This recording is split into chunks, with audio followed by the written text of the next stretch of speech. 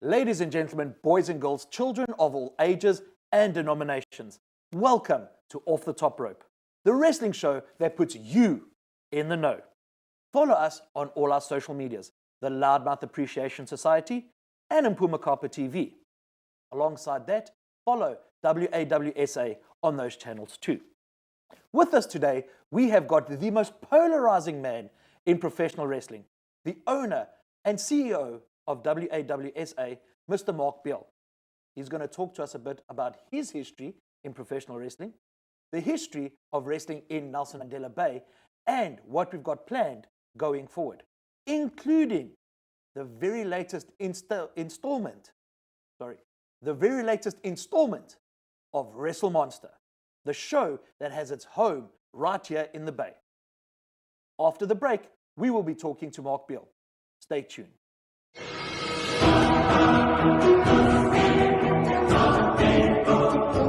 Welcome back. This is Off the Top Rope. We have Mr. Mark Beal with us, the owner and CEO of World Association of Wrestling South Africa, a promotion based right here in Nelson Mandela Bay. Mark, welcome to the show.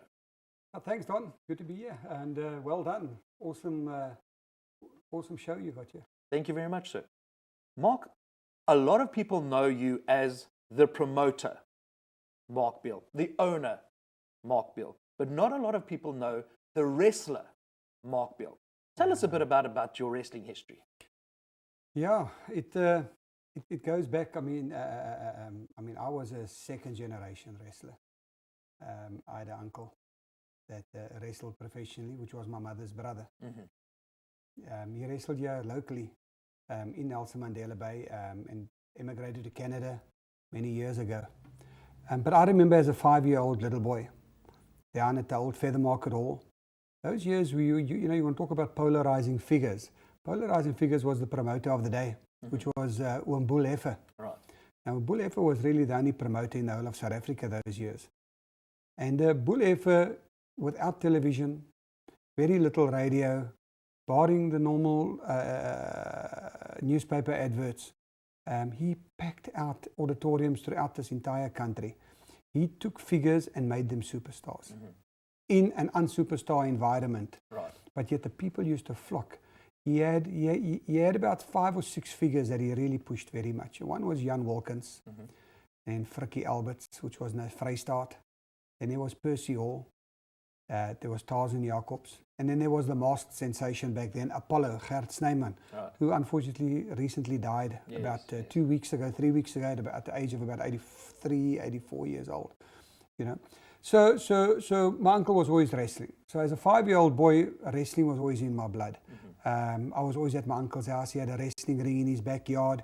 In the northern areas, in Port Elizabeth, he had a wrestling gym. At one of the petrol stations, upstairs to one of the petrol stations. Right. I was there all the time. He had a local wrestler, Pat Friesler, who was local in Port Elizabeth, that he had trained. And whenever he wrestled, I was downstairs. Mm-hmm. The Feather Market Hall, the changing rooms were downstairs behind the stage, underneath the stage. And I always used to be down there. So I was kind of like mingling as a little boy with all the wrestlers and all that. But there came a day that there was a cowboy from the USA called Lance Baines, mm-hmm. Baines, and he was fighting in the main match that night. Now I'm 5.5, between 5 and 6 years old. He was fighting against the South African super heavyweight champion, which was Jan Wilkins. Right. And I remember the hall was packed. The Feather Market Centre was packed because I was typical of a youngster, up and down and up and down and up and down and up and down. And then I remember Bull Heffer, the promoter, called for a meeting downstairs because the show was about to go on. And he had all the wrestlers together, and Jan Wilkins picked me up in his arms. Mm-hmm. So, he had me like this. And Bull was busy talking to the guys, just saying to look after each other tonight, make sure this, make sure that, make sure this, and all that. And as a little boy of 5 years old, I said, one day I want to run wrestling in South Africa. Right. There's not many people out there that decided at 5 years age or that they want to do something and actually followed it through, you know what I mean? Yes. So as the years went on, I mingled with the wrestlers. I mean, eventually there was wrestlers, local wrestlers, which was my uncle, but he wrestled as a Canadian because at that stage he had become a Canadian citizen. So he was Ronaldo of Canada. Then you had Manny van der Westhuizen, you had Eddie Miller, you had Ponky Gerber, you had like local legends, AP Gerber. You had like real local legends, you know, that used to do their stuff. But the time came when I was 17 years old and I wanted to become a professional wrestler. Now my dad used to do the ring announcing for Bull Effe. So it was kind of like in the family. So my dad worked at the doors. My dad worked next to the side of the ring. He was the timekeeper, or he was or as I say, he was the ringmaster. So it was kind of in the blood, if you understand. I mean, I remember standing at the back of the stage many times that because they were my heroes, you just want to like touch your heroes. And I remember I would stand like close to Jan Wilkins and between Jan Wilkins and Apollo and all that. They were your heroes. Right. You know what I mean? But when the day I turned 17 and I was 17 years old, my dad found, by that stage, Bull Effe had passed on. Right. And his son, his heir apparent was his son, Johan Effe, which never kind of reached. Johan Effe was a wrestler as well back then, but he never reached the heights that his father had wrestled. But there came three promoters that kind of like took over at that stage, and one was Willie Cooney.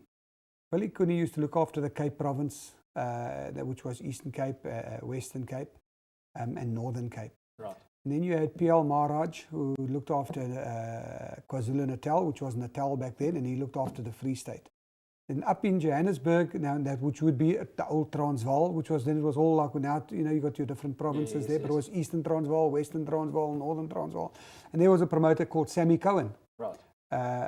So which was like very, very, very interesting type of relationship that those guys had. You know, it's because what they done is they used to bring a wrestler into the country. They operated independently, but they operated together. Right. So they'd bring a wrestler in and they would know on a Monday night you wrestled in Cape Town. You know, on a Thursday night you wrestled in Pretoria. On a Wednesday night you wrestled. That was just how they had put the wrestling shows together. Friday night you knew that you wrestled either in East London, Buffalo City, but Saturday nights you knew it was Westridge Tennis Stadium because it was nearly a 12,000 seater stadium, the Westridge Tennis Stadium, where I wrestled quite a few times. So Lance Baines would come into the country, and you would know you'd be here for 2 weeks because when you wrestled in Durban, you wrestled this week Saturday, and you wrestled. Sometimes they used to wrestle 3 Saturdays in a row in Durban, and they packed it out every single Saturday. So yeah, so my dad had phoned up Willie Cooney up and said, "Hey, my son wants to be a wrestler," because they knew who my dad was now. So he said, "How tall is your son again?" And my dad gave him the height, and he said to my dad, "What's his weight?" And my dad said 62 kilos, and Willie Cooney laughed his butt off. He said, "No, man, let the boy be 95 kilos and phone me back, you know, come on, get serious." Lo and behold, 6 months later, I was 95 kilos. As a matter of fact, I was 92 kilos in 6 months. Wow. I put on weight like you cannot believe it. Wow. And then when I was now ready, but Willie Cooney never had any shows down here. Then there was a new company that was coming out of Durban called Top Stars. Right. Top Stars, and they were wanting to sign wrestlers up, and I said, "You can't sign me up. I mean, I'm a new wrestler and all that." So they said, "Oh, well, will you do your first 3 shows for us?" I had no problem with it because the first 3 shows was in Port Elizabeth, Cape Town, and Durban. Right. They flew me around the country, and after that 4th one, Willie Cooney had contacted me and said, "Listen, you're wrestling for us now." You know, which I never had a problem as far as that's concerned. So my whole wrestling career was wrestling for those guys. When Willie Cooney kind of went back, Sean Cooney in Cape Town, his father was Jackie Coon, together with Abdul Kader. They started a promotion called Interworld Wrestling Promotions. So the strange part about it is we wrestled more in I wrestled more in Cape Town, the Cape side of my career, more than anywhere else. Right. Mark, I'm going to leave it there for a second. We're going to get back to the history now. Guys, we're going to take a short break. After that, Mark is going to carry on with that history, and then we're going to talk Wrestle Monster.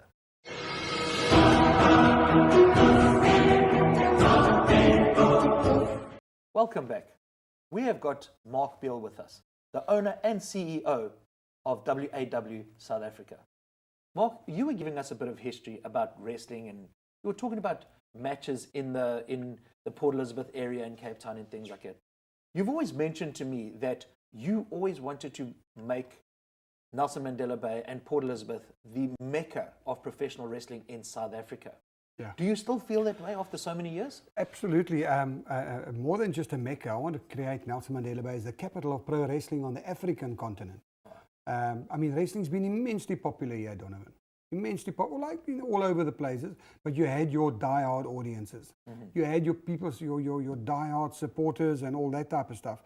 And that's why I decided to come up with the slogan of Nelson Mandela Bay, the capital of professional wrestling on the African continent, because I see big things coming from here.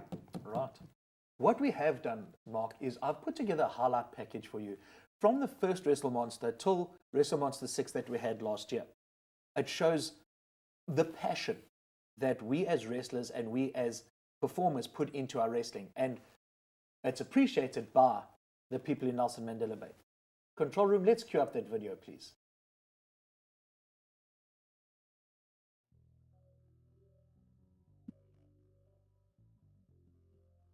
That was Wrestle Monster 2, if I'm not mistaken. Yeah.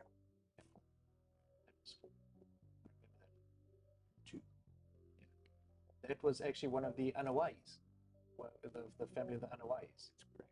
Yeah. Now, as you can see, TJ Tremor as a youngster. Wow, he didn't even shave there. He was clean shaven back then. Now, as you can see, there's a diverse crowd and a big crowd at all of these events. Is that something that you're particularly proud of when you look at these events? Yeah. Donovan, the thing that's so exciting about professional wrestling, which makes us stand out above other sports, is that everybody loves professional wrestling across the racial barrier. When you look at when you look at our audiences, you don't see a certain population group supporting that sport. You see a diverse, mixed group of the population that's supported. So that's where we are very blessed with professional wrestling. First of all, we can stand up. And then the second thing is from 8 to 80 years old. From 8 to 80 years old, people come and love wrestling. Not only here in Nelson Mandela Bay, in Port Elizabeth. I mean, not in Nelson, but in the entire South Africa. That's what the guys absolutely love professional wrestling. So, I mean, this is something awesome. I mean, this brings back memories. What we had done with the Wrestle Monster event, the Wrestle Monster concept that we had was we wanted to create an international stage for local wrestlers. You see, because there's a lot of wrestling goes on in little places across the country, and a show is a show, don't get me wrong. Yes. But you know, you got the big show in America called WrestleMania, and we wanted Wrestle Monster, you know, in the capital of pro wrestling on the African continent. Therefore, creating an international stage for local-based wrestlers. So what you find out today is that wrestlers in South Africa talk about Wrestle Monster. Many wrestlers the majority of wrestlers want an opportunity to be on Wrestle Monster. We've created this must-attend event, you know, and I wanted to create it in the city where I stay, in the city where I live. And I mean, you can look at it. That Wrestle Monster 3, we had 18,500 people at that event. The vision was there's not really any promoters that bring in wrestlers from overseas to come wrestle against local-based wrestlers. We said we're going to create that type of project where we extend and we bring out well-known wrestlers from the UK, from the USA, and from other parts of the world to come here to come and wrestle against local guys. And that's what was the concept about. The concept was to create and to build that superstar that people can touch, people can feel, that people can go home and go and talk about. Right. You understand? And I'm going to just share with you, I'll share with you my vision going forward of how I see this thing. But that's what we wanted to have a look over there. I mean, there was just over 25,000 people. You understand? That's right here in Nelson Mandela Bay, which is something that's like incredibly exciting. So with the Wrestle Monster, and we'll talk now about Wrestle Monster 7, which is going to be held in 2025. With the Wrestle Monster event, we wanted to create that must-attend event for locals, for nationals, and in time for international visitors to visit the city.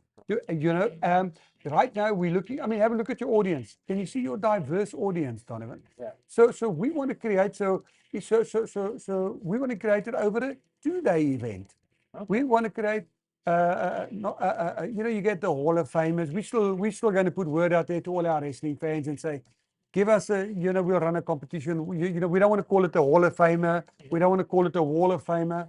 So we want to have a South African professional wrestling supper the night before, and have wrestling awards, recognize. Look at that audience, and that's Nelson Mandela Bay. Yeah. You know what I mean? And this one over here, it rained, cats and dogs. It's raining there while we were busy wrestling. You know, the wrestling thing is, it's never say die. You understand?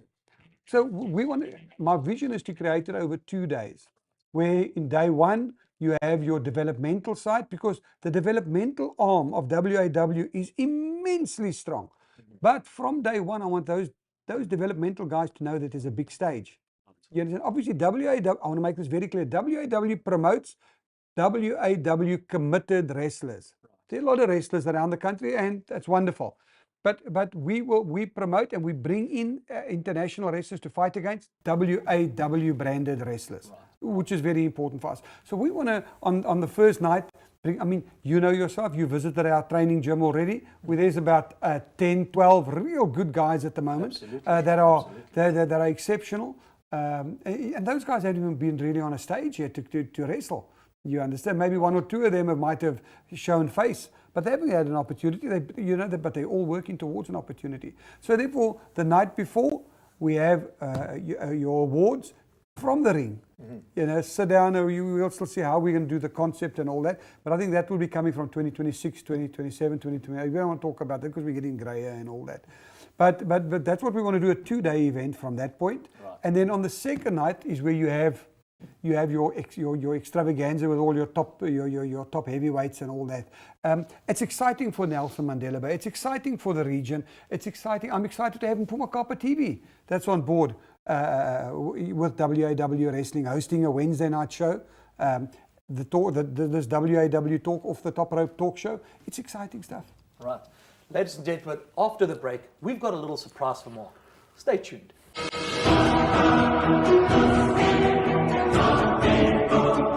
Welcome back. Mr. Mark Beale, what is the plans for the future? The people want to know. Sure. It stays as exciting. WAW is, first of all, WAW is the brand going forward. Right. We're not, I will hand over to the next generation as WAW and all of that type of stuff. We're going back. We're on on Mpuma Kapa TV. We want to explore that a lot further and deeper. You understand? Wrestle Monster is going to be very big. We're going back to Southeast Asia, which I'm very excited about. We're going down the Cape. We're going down the Cape for a show. We'll be up in Johannesburg soon for a show. And we're going to do the regular circuit, which I'm very excited about. The developmental arm is going very well. Our anti-bully program is just off the top rope. Forgive the pun. Yeah. It's like really going well. It's in demand. Even as close as this week, Tuesday, I'm attending a security summit with the Department of Education, where I'm speaking. So I'm very excited about it. It's very good. Stick with us. Have patience with us. We're as frustrated as what other people were when they're saying, "Where's the show?" or "Where's that show?" We did have a little thing called COVID that did set us back, and it was very difficult to come back because we were already there, but you had to start crawling back. But as Arnie said, we're back. There we go. Now, professional wrestling, especially in your household, is a family affair. Control Room, we've got a little bit of a video here that I want to share with you, and I want to get your thoughts after it. Control Room, can you please play that video for Mr. Bill that we've got set up for him?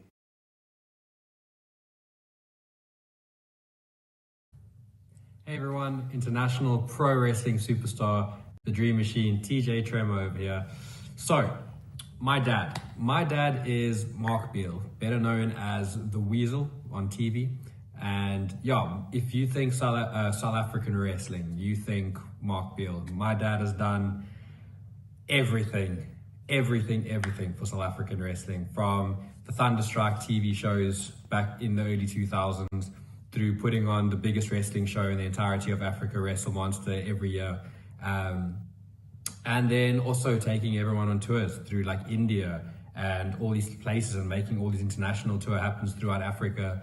And now also with our new connection throughout Great Britain and Europe with the WAW Europe. And yeah, so when you think pro wrestling, you think Mark Beal. Besides what a stand-up guy he is, but in the personal aspect. But in terms of wrestling wise, my dad has done so much for the sport. My dad has built people into the names that they are.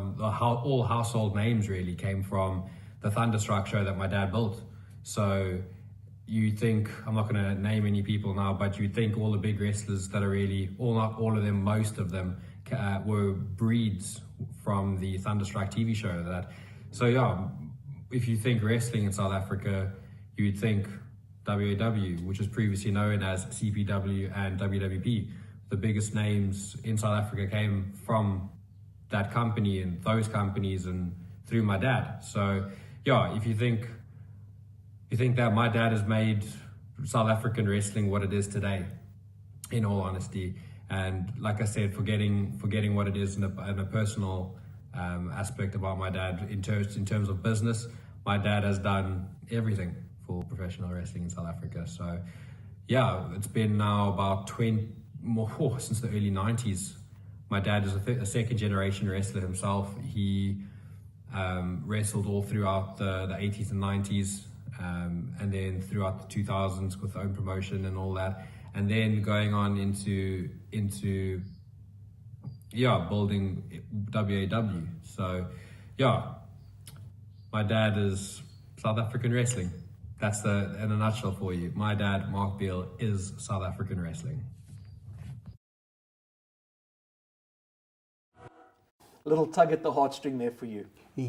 I remember I wrestled one night many years ago. He was a little boy of about 5 years old. I should have actually had those photos up over here. Yeah, absolutely. And I came home and he didn't want me to wash my outfit because he watched me wrestling. And as I took my outfit off, he put it on. And he said, "Dad, take photos. And I took photos of him in my outfit. Funny enough, that exact outfit I've still got in my wardrobe today. And I took photos of him when he was 5, I took photos of him when he was 10, I took photos of him when he was 16, and now we take photos of him when he was wrestling overseas and doing well for himself. No, thanks. That was awesome. That was nice. The question is, will WAWSA remain, and will Wrestle Monster remain a uniquely Nelson Mandela Bay show? Absolutely. It's going to always remain in Nelson Mandela Bay. I love my city, my metro. I'm born here, I'm bred here. I have had many. I went to another West African country and they said, you need to bring your promotion to this West African country. They took me to the building and showed me my offices. I was mesmerized. They said, this is where you will stay. I love Nelson Mandela Bay. I'll always be in Nelson Mandela Bay. I want to add value. The whole country goes through turmoil, and currently we're facing own crises in many different areas. But I want to be part of the solution, not part of the problem that puts his tail between his legs and leaves. I want to be part of the solution, and I want to grow the city back, not to where it was, but better than where it was. So if I can grow it in the terms of tourism. And that's why what I did is I even went and done I'm a cultural and historical tour guide for Nelson Mandela Bay and for the Addo Elephant Park. So as I bring in tourists, we take them out and we can talk to them about our city. We can show them our city because I love the city. He says wrestling is Mark and Mark is wrestling. Kabeja is Mark Beal and Mark Beal is Kabeja. There we go, ladies and gentlemen. You heard it first here. Wrestle Monster is here to stay in the Bay. Follow us on all our social medias, Mpuma Kappa TV, the Loudmouth Appreciation Society, and WAWSA. Off the Top Rope. Uncensored, uncut, and proudly from the Bay.